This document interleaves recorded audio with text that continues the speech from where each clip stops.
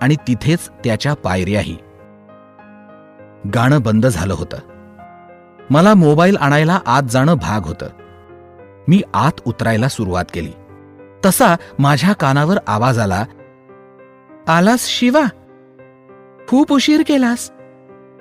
मला रस्त्यात भेटलेल्या म्हाताऱ्याचं वाक्य आठवलं, पण आता आवाज एका स्त्रीचा होता. आवाजाच्या दिशेनं बघितलं तर ती मीरा होती. केस मोकळे,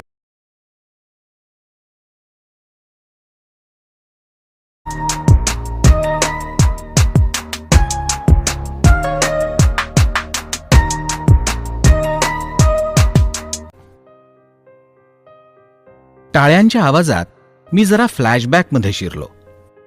ढगांचा गडगडाट आणि विजेच्या कडकडाटानं सारा आसमंत गजबजून गेला होता. सुरुवातीला जेव्हा गाडी घराकडे निघाली तेव्हा तर वातावरण एकदम स्वच्छ होतं. मग अवघ्या 10 किलोमीटरच्या प्रवासातच वातावरणात कसा बदल झाला असावा हा प्रश्न माझ्या मनाला पडला. निघालो तेव्हा गाडीचा एसी ऑन असल्यानं मीरा पेंगायला लागली होती. मीरा अर्थात माझी पत्नी, नुकतंच आमचं लग्न झालं होतं आणि त्यामुळेच आईबाबांच्या प्रोत्साहनाने आमचा दोघांचा रोज सैरसपाटा सुरू होता.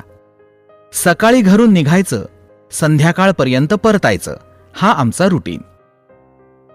पण आज का कुणास ठाऊक बाबांनी मुक्कामाची ताकीद दिली होती, कारण आम्हाला उशीर होणार हे बाबांनी कदाचित अगोदरच ताडलं होतं. आजचा आमचा टूर शेजारच्या पाटण या जिल्ह्यात होता. पाटण डोंगराळ भागातील निसर्गरम्य ठिकाण. डोंगर, दर्या, नैसर्गिक धबधबे, एक भलं मोठं सरोवर, कितीतरी मनमोहक दृश्य पाटणच्या सौंदर्यात भर घालत होते. मीराने या साऱ्यांचा आज मनसोक्त आनंद लुटला होता. धबधब्याखाली भिजताना मीरा खूपच मोहक वाटत होती. मी थोडी स्तुती करताच ती बळेबळेच नाक मुरडत माझ्या कुशीत शिरली होती. त्यावेळी मला स्वर्गात फेरफटका मारल्याचा आभास झाला होता. कसं असतं ना दाम्पत्य जीवन. असो, आम्ही दिवसभराची सैर आटोपून हॉटेलमध्ये जाणार होतो, पण मीराने घरी जाण्याची जिद्द केली. प्रेयसीसाठी चंद्रतारे तोडून आणणारे भारतीय आपण, मग मी पत्नीची इतकीही जिद्द मानू नये. आणि तसंही प्रवास स्वतःच्याच गाडीने तर करायचा होता. त्यामुळे मी बाबांची ताकीद विसरून घरी निघायला तयार झालो. आवरासावर करत आम्हाला रात्रीचे 8:30 वाजले होते. अजून पुढे साधारण 4 तास म्हणजे रात्री 12-1च्या दरम्यान घरी पोहोचणं शक्य होतं. जायला उशीर होईल म्हणून मी गाडी एका ढाब्यावर थांबवली आणि जेवणाची ऑर्डर दिली. मीरा जेवणाची वाट पाहत बसली तोवर मी हात धुवायला वॉश बेसिनकडे गेलो. आमच्या टेबलापासून 4थ्या टेबलावर कळकट कापड घातलेला एक इसम बसला होता. तो मीराकडे निरखून पाहत होता. मीरा नजर चुकवून इकडे तिकडे बघत होती. तो इसम टेबलावरून उठून आमच्या टेबलाकडे येऊ लागला. एव्हाना मीही हात धुवून परतलो होतो. तितक्यात अचानक लाईट गेली. मी मीराच्या खांद्यावर हात ठेवला तशी ती किंचाळली. अचानक काय झालं म्हणून ढाब्यावरच्या स्टाफनं टॉर्च, लाईट, कंदिलाची शोधाशोध सुरू केली. ढाब्यावरच एक महिला कामावर होती. ती हातात कंदील घेऊन आमच्या दिशेनं येत होती. केस मोकळे, दात किंचित पुढे आलेले. तिला बघून मीरा पुन्हा किंचाळली. तिनं आमच्या पुढ्यात कंदील ठेवला. केसांचा आंबाडा बांधत विचारणा केली, काय झालं बाईसाहेब? तितक्यात लाईटही आली. ती स्त्री केस बांधून समोर उभी होती. कळकट कपड्यातली व्यक्ती आपल्या जागेवर बसून आम्हा दोघांकडे बघत होती. इतर ग्राहकही बघू लागले. मी मीराला सांत्वना देऊन खुर्चीत विसावलो. तिचा हात हातात घेत विचारलं, काय झालं मीरा? ती किंचित खजील झाली. काही नाही म्हणून तिने वेळ मारून नेली. जेवण करून आम्ही पुढच्या प्रवासाला निघालो. ढाब्यावरचा प्रकार आणि दिवसभराचा थकवा यामुळे की काय मीरा पेंगायला लागली होती. पेंगता पेंगता ती केव्हा झोपी गेली तिचं तिलाच कळलं नाही. विरंगुळा म्हणून मी FM सुरू केलं.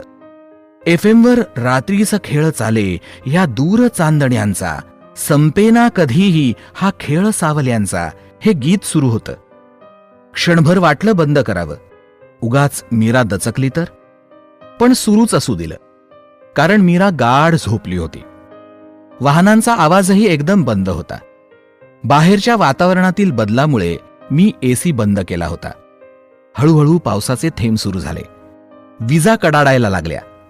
मी गाडी हळूहळू चालवत होतो. तितक्यात धडाम असा आवाज झाला. गाडीचे हेडलाईट बंद झाले तसे मी गच्च ब्रेक मारले. गाडी जागेवरच थांबली. मीरा खडबडून जागी झाली. काय झालं सिद्धार्थ? मीराचा प्रश्न. काही नाही ग, का कुणास ठाऊक लाईट बंद झालेत, ऑन होईनात. किती लांब आलो होता आपण? तिचा दुसरा प्रश्न. 10 किलोमीटर. अजून अर्ध्या पाटण घाटात आहोत. काय? ती दचकली. आणि हे वातावरण अचानक कसे बदललं? तिचा पुढचा प्रश्न. कुणास ठाऊक, मी संक्षिप्त उत्तर दिलं. आता काय करायचं रे? बघू, कुठली गाडी आली तर तिच्या उजेडात घाट पार करूया, मग पुढचं पुढे पाहू. आम्ही काही मिनिटं वाट पाहिली, पण कोणतंच वाहन येत नसल्याने विजेच्या प्रकाशात हळूहळू पुढे जायचं ठरवलं. मीराने दुजोरा दिला. मी गाडी सुरू करून हळूहळू पुढे चालवायला सुरुवात केली. साधारण 200 मीटरवर एका वळणावर एक भला मोठा वृक्ष रस्ता रोखून पडला होता. डावीकडे एक वळण होतं.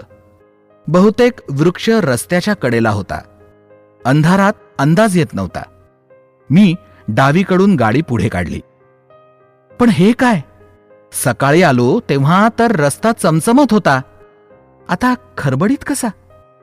माझ्या मनात शंकेची पाल चुकचुकली. मीरा शांत बसून होती.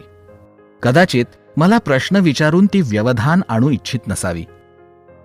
गाडी थोडी पुढे जाताच मी कचकन ब्रेक दाबले. हे काय? एक म्हातारा बाबा, साधारण 70ला असावा, हातात कंदील, अंगावर घोंगडे घेऊन काठी टेकत रस्ता ओलांडत होता. मी जवळजवळ ओरडलोच, पण त्यानं ऐकलं नाही. कदाचित गाडीच्या काचा बंद असल्यानं ऐकायला आलं नसावं. त्याने आता रस्त्याच्या कडेकडेनं चालायला सुरुवात केली. त्याची पाठमोरी आकृती एकदम भयावह वाटत होती. मी मीराला म्हटलं, रस्ता चुकल्यासारखा वाटतोय, बाबाला विचारावं का? ती काहीच बोलली नाही. कदाचित भ्यायली असावी. म्हणून मी गाडी म्हाताऱ्या बाबाजवळ जाऊन थांबवली. गाडीची काच खाली करून बाबाला विचारता झालो, बाबा, हा रस्ता कोणीकडे जातो? म्हाताऱ्यानं कंदिलाचा उजेड माझ्याकडे केला. पहिल्यांदा डोळे मोठे करून मोठ्याने हसला. माझ्या काळजात धस्स झालं. आलास तू, खूप उशीर केलास, आता कायमचा राहणार ना? असं म्हणून पुन्हा हसायला लागला. आता मात्र माझ्या मनात कापरं भरलं होतं. तरी हिम्मत करून मी बाबाला पुन्हा तोच प्रश्न केला, बाबा, हा रस्ता कुठे जातो? त्यानं मीराकडे रोखून तिरक्या नजरेनं पाहत उत्तर दिलं, कुठे जातो? तेच तर मी तुला विचारतोय. मी म्हणालो, तेच तर मी सांगतोय, रस्ता कुठे जातो? रस्ते कुठेच जात नसतात बाबा, रस्ते आपल्याला पोहोचवत असतात. कुणाला गंतव्यावर, कुणाला स्मशानात. असं म्हणून तो परत हसायला लागला. परत काही न बोलताच आडवाट धरून झाडाझुडपात शिरला. मी वैतागून खिडकी बंद केली आणि गाडी पुढे चालवायला लागलो. मीरा अजूनही शांतच होती. FM बंद झालं होतं. मीरा कसलं तरी गाणं गुणगुणत होती. मला तिचा राग आला अशा परिस्थितीत गाणं गाते म्हणून. मी जरा वैतागून म्हणालो, मीरा, चालत राहा, थांबू नकोस आणि थांबवूही नकोस शिवा. तिचा स्वर रुक्ष झाला होता आणि माझं नाव सिद्धार्थ असून ही मला शिवा म्हणून संबोधत होती. अगोदरच त्या म्हाताऱ्याची विचित्र उत्तरं आणि आता हिचं विचित्र वागणं. माझा चेहरा घामानं डबडबला.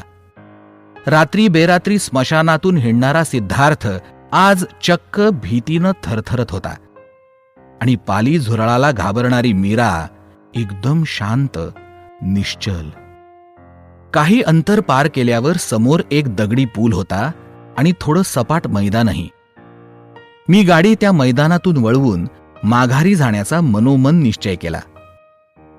गाडी पुलावरून पुढे जाताच छपाक काहीतरी पाण्यात पडल्याचा आवाज झाला.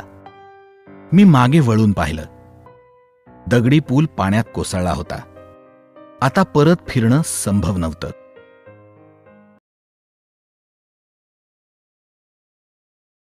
तसाच पुढे निघालो.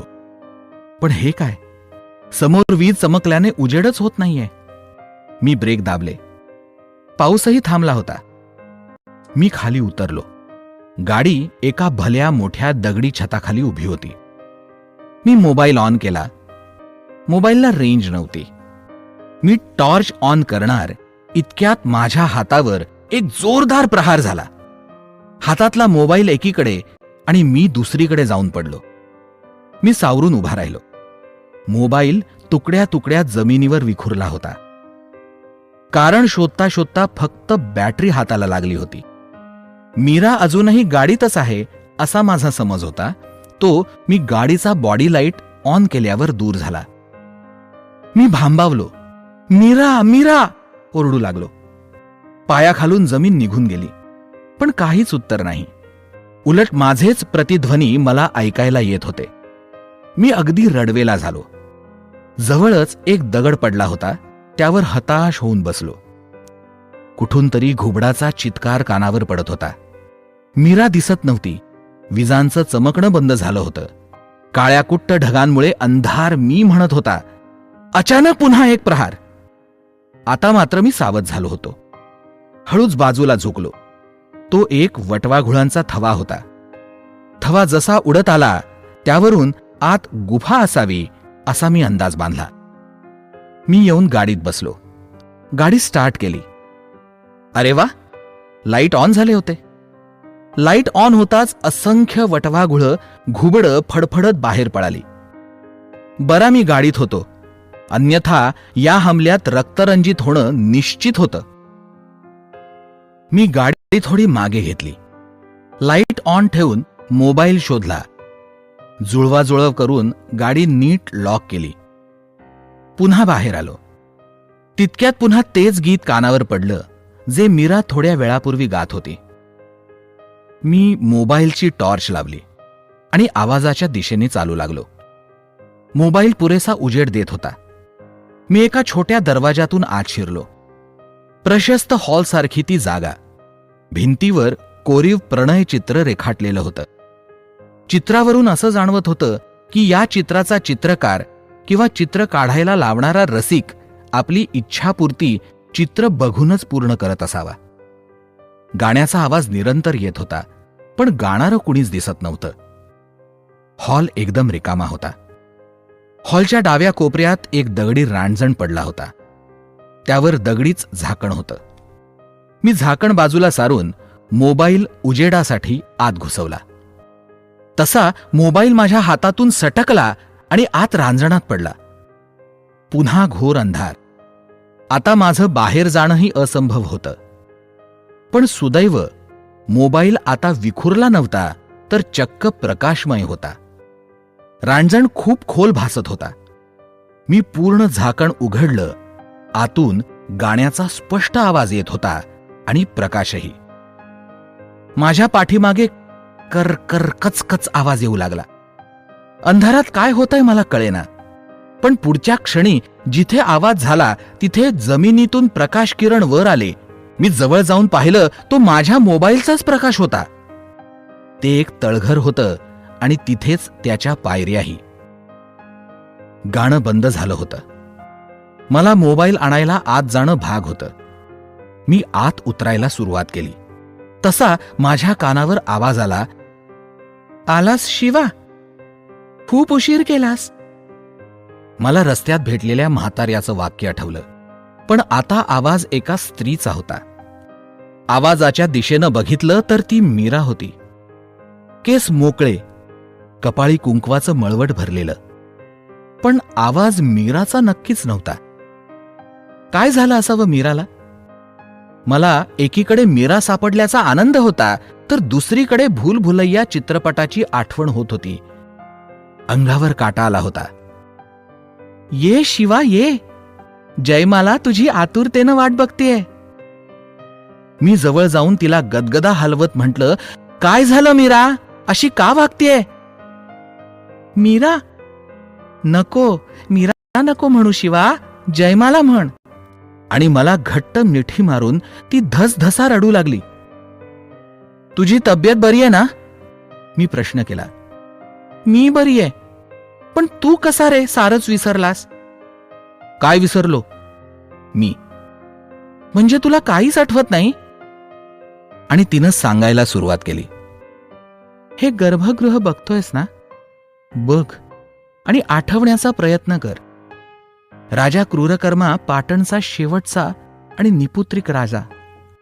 पाटणच्या डावीकडे राजा धीरेंद्रनाथ याचं एक सुंदर आणि वैभव संपन्न राज्य होतं. राजाला एकमात्र कन्या होती, राजकुमारी जयमाला. जयमाला सुंदर तर होतीच, पण गुणांची खाणही होती. घोडेस्वारी, धनुर्विद्या, तलवारबाजी सोबत राजकुमारी एक कवयित्री सुद्धा होती. मैत्रिणींसोबत जंगलविहार करणं, मिळालं तर एखादं सावज हेरणं, तळ्याकाठी तासनतास बसून सुकल्या पानांवर बोरूच्या लेखणीनं कविता करणं, कंटाळा आला तर नाचत बागडत महालाकडे धाव घेणं. त्याच क्रमात तिनं लिहिलेल्या कितीतरी रचना सुकल्या पानापर्यंतच मर्यादित राहिल्या होत्या. सुकलेल्या पानावरच्या कविता कधी कुणाच्या मनात घर करून गेल्यात कळलंच नाही. एक दिवशी जयमाला तळ्याकाठच्या बागेत फेरफटका मारत असताना मंजूळ स्वरात एक गीत तिच्या कानावर पडलं. गीताचे बोल ओळखीचे वाटत होते, पण स्वर मात्र अनोळखी होता. जयमाला विचलित झाली. कोण बरं गात असावं, आणि तेही इतकं सुंदर? जयमाला सुराच्या दिशेनं अंदाज घेत जाऊ लागली, पण सख्यांनी अडवलं. कारण इकडे येऊन बराच वेळ झाला होता आणि महालाकडे परत फिरणं आवश्यक होतं. जयमाला परत आली खरी, पण मनात मात्र ते गीत फिरत होतं. अचानक तिच्या ध्यानात आलं, अरे ही तर आपलीच कविता. कोण बरं गात असावं? आता तर ती अत्याधिकच विचलित झाली. सारी रात्र डोळ्याला डोळा लागला नाही. सकाळी उठून ती रोजच्यापेक्षा आज लवकरच तळ्याकाठी निघाली. लिहिलेल्या पानांची शोधाशोध केली, पण सारं व्यर्थ. एकही पान मिळालं नाही आणि आज काही ऐकायलाही आलं नाही. तिचं मन खिन्न झालं. तिनं बोरू घेऊन नवी रचना लिहायला सुरुवात केली. सुंदर अशा 2 ओळी लिहिल्याही. तितक्यात तिच्या कानावर तेच सूर आले, पण आजची रचना मात्र वेगळी होती. जयमाला हातातली रचना तशीच अर्धवट सोडून पुन्हा त्या सूरदासाच्या शोधात बावरी झाली. खूप शोधाशोध केली. ती सुरांच्या दिशेने निघाली की सुरांची दिशा अचानक बदलत असे. दिवसामागून दिवस जात होते. जयमाला रोजच नवे नवे गीत ऐकत होती. हळूहळू जयमालाला त्या अदृश्य पुरुषांच्या प्रेमात पडल्याचा आभास होऊ लागला. सख्यांनी छेड काढताच ती लाजू लागली. तिच्या प्रेमाच्या चर्चा स्वराज्यासह इतर राज्यातही पसरू लागल्या. तिचं लिखाणावरही लक्ष लागेना. शेवटी लिहिलेल्या 2 ओळी तशाच वाळलेल्या पत्त्यासारख्या उडत्या झाल्या. त्यांना कधी पूर्णत्व आलंच नाही. पण एके दिवशी मध्यरात्री मात्र कमाल झाली. जयमालाला तिचंच अपूर्ण गीत ऐकायला मिळालं.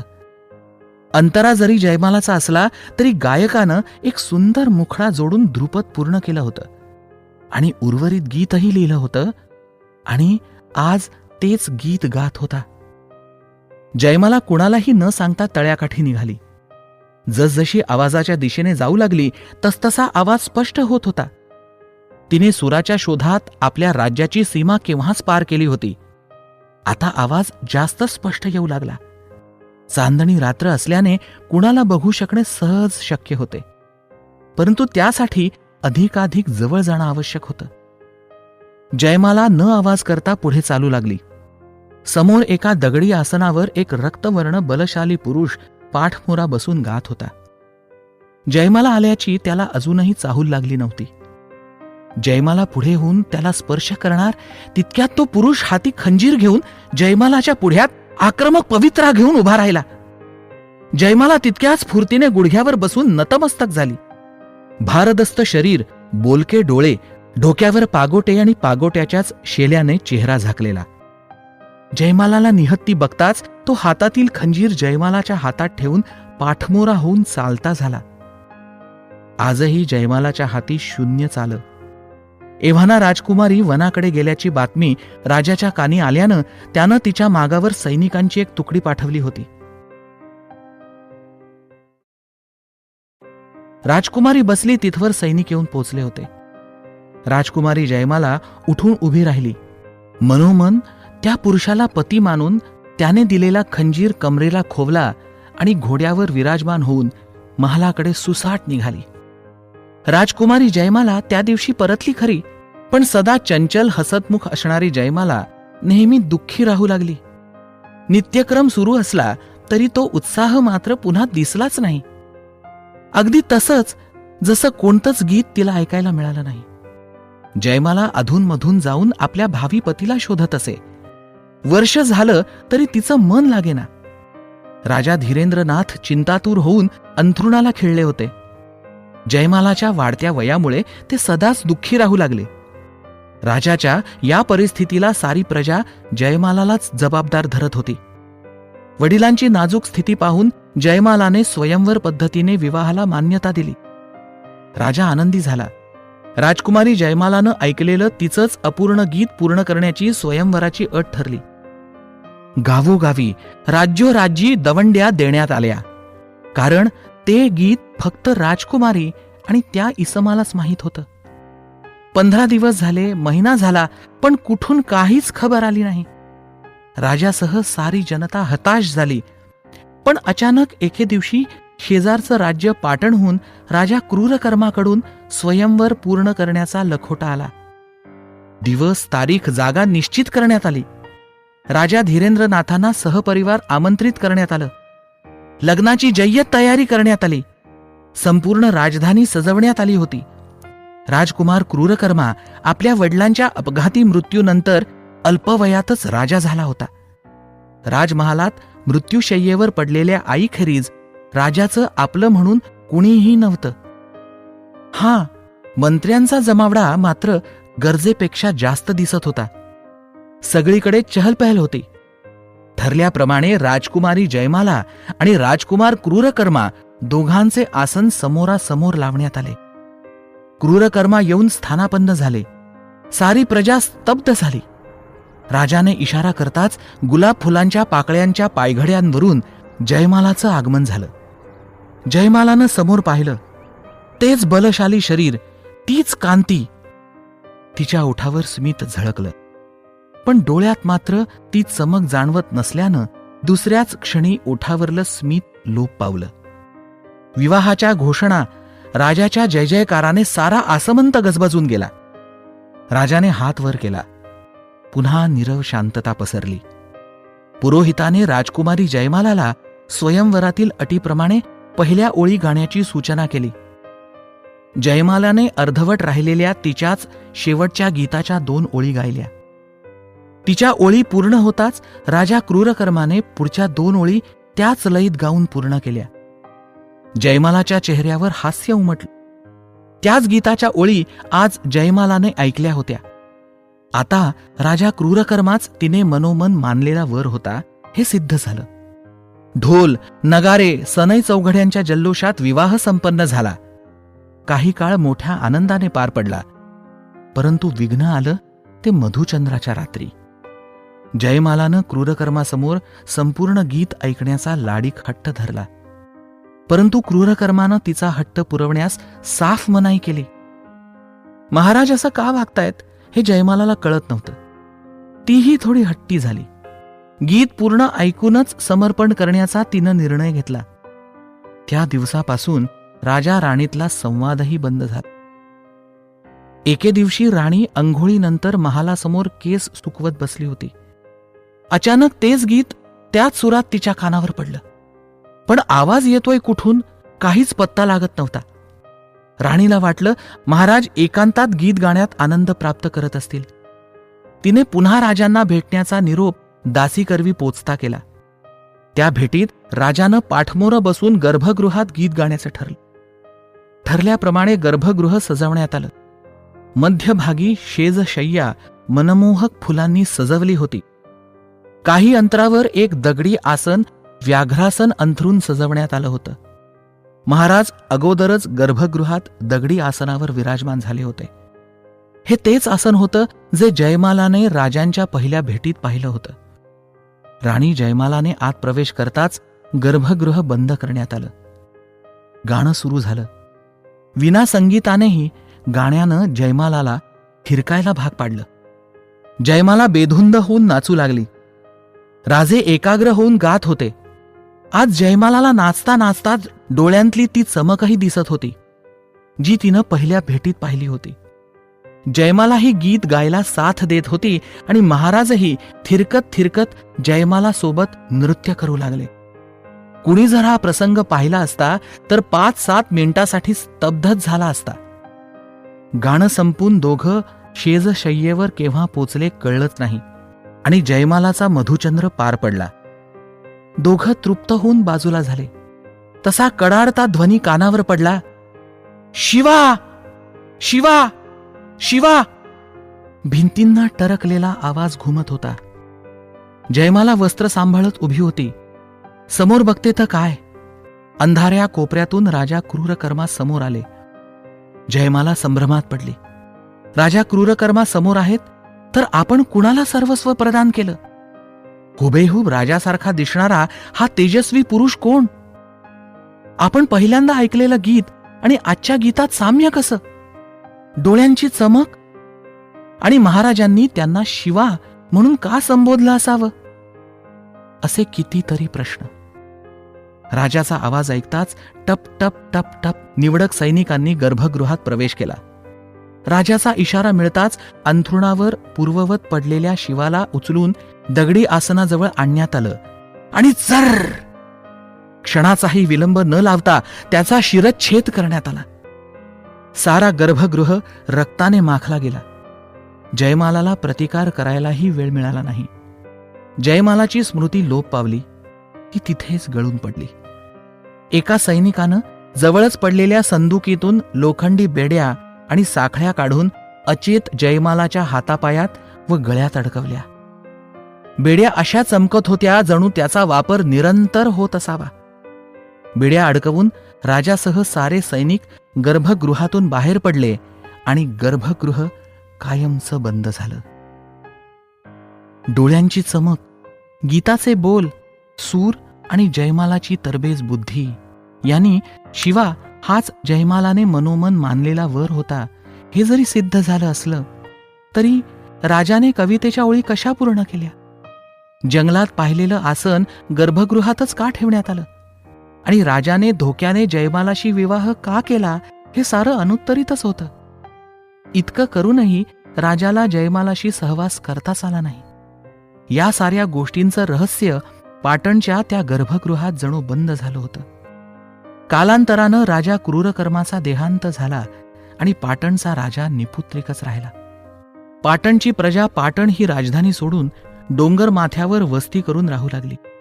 आज त्याच वस्तीनं पाटण जिल्ह्याचं रूप घेतलं आहे. मूळ पाटणचे ऐतिहासिक अवशेष दऱ्याखोऱ्यात झाडाझुडपात गडप झाले. बरेच दिवस भूतप्रेताच्या कथा तिथे प्रचलित राहिल्या. कुणी तिथे फिरकतच नव्हतं. पुरातत्व विभागानं एकदा पहल केली होती खरी, पण स्थानिकांच्या विरोधामुळे पाटण पुन्हा काळोखात गडप झालं. पुन्हा काळोखात गडप झालं. मीराची कहाणी बंद झाली तशी बाहेर प्रचंड वीज कडाडली. गर्भगृहाला छोटं खिंडार पडलं. बाहेरच्या धबधब्याचा आवाज आत येऊ लागला. वटवाघुळांचा थवा पुन्हा आत आल्याचा आवाज झाला. मीराच्या तोंडून पुन्हा तेच गीत झरू लागलं. मी साथ देऊ लागलो, नाचू लागलो, गाऊ लागलो.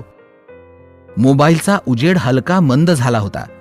आम्ही गात नाचत जवळच्याच एका दगडी शय्येवर सहवासरत झालो, जसे जयमाला व शिवा झाले होते. आमचाही मधुचंद्र त्याच गर्भगृहात संपन्न झाला होता. सकाळ होईपर्यंत आम्ही तिथेच पडून होतो. दुसऱ्या दिवशी आम्ही संध्याकाळपर्यंत घरी पोहोचलो. ठीक 9 महिन्यानं आमच्याकडे पुत्ररत्न प्राप्त झालं. मीरानं त्याचं नाव शिवकर्मा ठेवलं. का ठेवलं माहीत नाही आणि मी विचारलंही नाही. तिला हे सारं कसं माहीत हेही मी कधी विचारलं नाही, कारण माझी गृहस्थी चांगली सुरू होती. मग मी का रहस्यमयी प्रश्न विचारून चक्रीवादळ निर्माण करून घ्यावं? आज या घटनेला 30-35 वर्षे पूर्ण झाली होती. माझ्या आजूबाजूला टाळ्यांचा गडगडाट होत होता. मी फ्लॅशबॅकमधून बाहेर आलो. आज आमचा पुत्र शिवकर्माने पाटणच्या कलेक्टर पदाचे सूत्र हाती घेतले होते. त्याचाच हा समारोह होता. मीराच्या डोळ्यातून निरंतर अश्रू वाहत होते. मीराचे डोळे पाटणला योग्य वारस दिल्याच्या आनंदाने तर अश्रू ढाळत नाहीयेत ना, असं मला वाटू लागलं. पण तेही एक रहस्यच.